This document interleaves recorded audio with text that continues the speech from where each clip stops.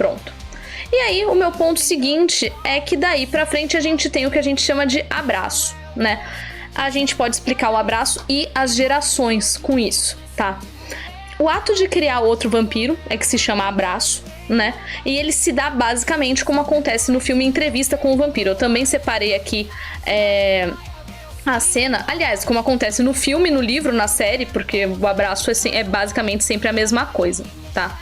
Então, deixa eu colocar aqui de novo o que eu tinha tirado. E aí eu vou dar play aqui pra vocês darem uma olhada na cena. Já adianto, ela é uma cena que contém sangue, contém ferimentos, contém... Beber sangue é canibalismo, então assim, contém, porque vampiros. Mas assim, vou dar play se você não viu o filme de Entrevista com o Vampiro, a série, não leu o livro. Aqui a cena da transformação do Lestat com o Louis. Bom, então, o que acontece aqui, né, descrevendo? O Lestat, ele bebe o sangue do Louis e depois alimenta o Louis com o próprio sangue, que em Vampiro a Máscara é chamado Vitae, né, o sangue do vampiro é chamado de Vitae. Bom, aqui eu explico que cada vampiro, cada abraçado, cada clã, assim, tem trocentas variações de como o abraço pode ocorrer, tá?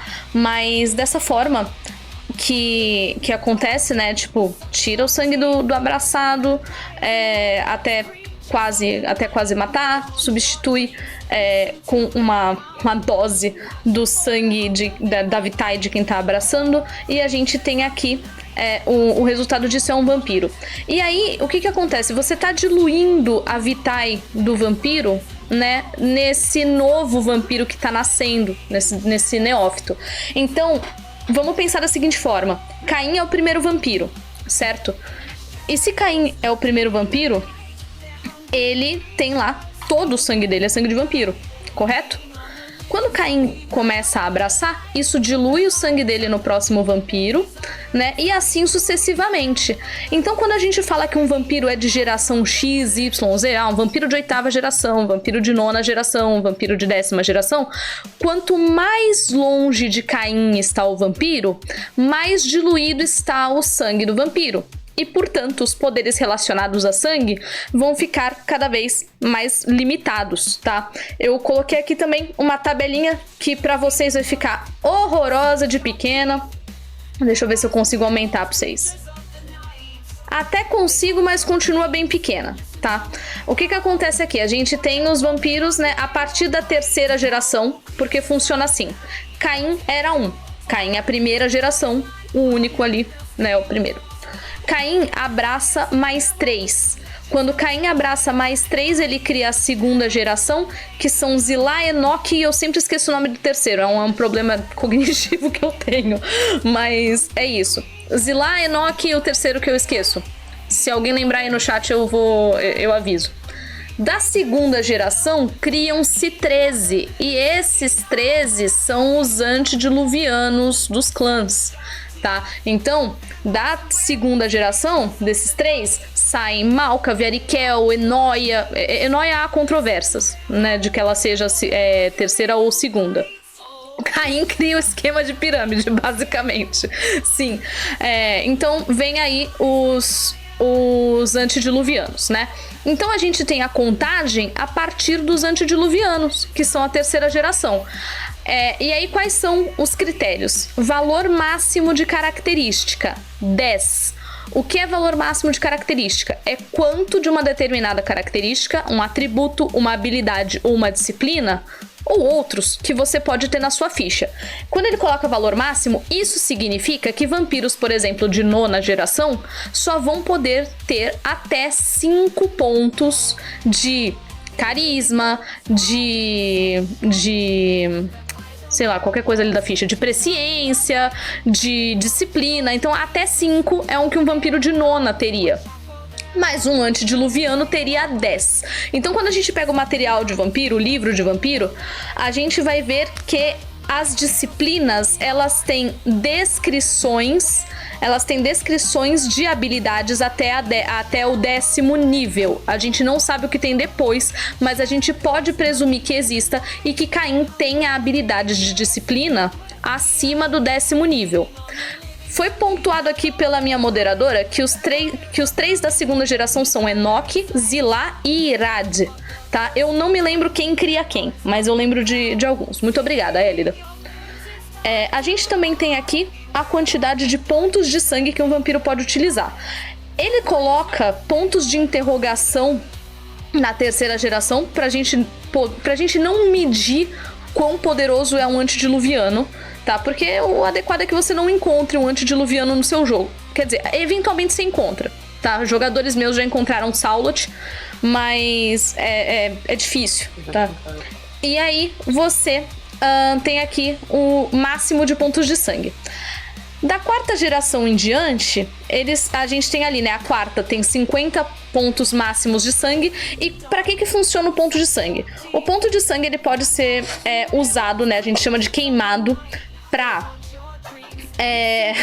ele pode ser queimado pra aumentar atributos físicos, ou seja, força, destreza e vigor, tá?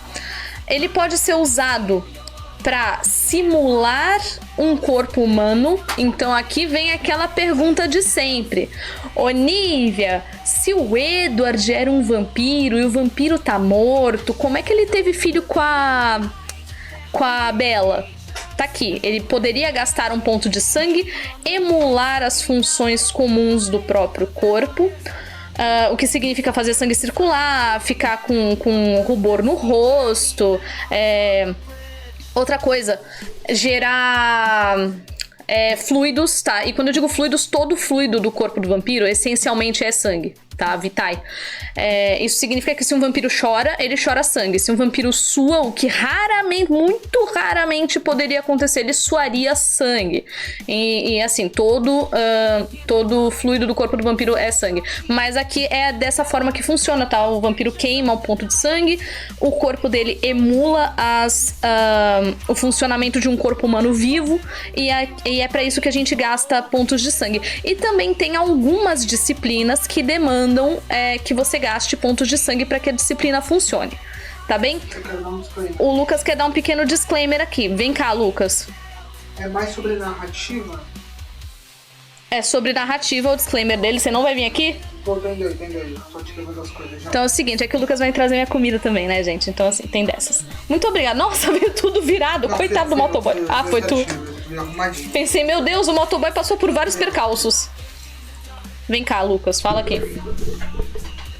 O disclaimer que eu ia dar é o seguinte, né? Porque essa pergunta que é comumente feita sobre... Inclusive sobre temática de sexo em RPG e coisa do tipo. Tem uma coisa importante sobre vampiro que a gente fala lá na origem, sobre a maldição do vampiro. É que a única forma em que o vampiro sente prazer é enquanto ele se alimenta. É a única forma. Então... Rapidinho, o V5, ele desmente um pouco isso, a depender do seu nível de humanidade, mas até o V20, perfeito. Mas é que tem a ver com a origem. Por mais que o V5 desminta isso, tem muito mais a ver com o quão próximo de um ser humano você tá, do que de um vampiro você é. Dito isso, a forma com que os vampiros fazem sexo entre eles se baseia muito mais em mordidas do que em qualquer outro tipo de coisa. Portanto, narrativas extremamente sexuais que podem constranger seus jogadores não são necessárias. Pode acontecer, se for de boa pra todo mundo, ok, mas não são necessárias. Assim como na vida real, pode acontecer se for de boa pra todo mundo, se todo mundo envolvido quiser, mas não precisa, como na vida real. Perfeito, é isso. Não é porque a gente já viu o jogador... Que chega com medo, né? Com medo, porque diz que storytelling, de modo geral, é um jogo muito... Sexual, e não é, tá? Não é. Ele só é mais interpretativo. Mas, pronto, dei o meu disclaimer e embasei com a lore do jogo. Inclusive... Narrador chato. Inclusive, queria pontuar aqui que aqui no canal mesmo já teve duas campanhas de vampiro que apareceram com conteúdo sexual, e ele também é descrito até um determinado momento para que as pessoas sigam a narrativa, tá? Se você quiser saber como eu narrei esse tipo de conteúdo, você pode ir lá no nosso YouTube procurar a campanha Jezebel, primeiro episódio, tem lá. É uma mesa solo que eu narrei pro Gibbs. E você também pode procurar... ainda não saiu. Se você tá vendo no momento que eu publiquei isso daqui, ainda não saiu. Na mesa de Tremere, como abaixo assim acima. Você tem também, acho que é na penúltima ou antepenúltima sessão, que a personagem da Elida, que é minha moderadora, a personagem da Elida tem uma situação que eu não vou falar agora pra não dar spoiler, mas é com outra personagem da própria mesa, então podem lá dar uma olhada. Então é isso, os pontos de sangue, eles vão diminuindo com o tempo. Os pontos de sangue que podem ser usados por turno, e isso entende-se, né, um combate, um roleplay, também aqui vão diminuindo. Essa tabela, ela é consultável, tá? Então é isso, gente. Um beijo e até a próxima. Tchau!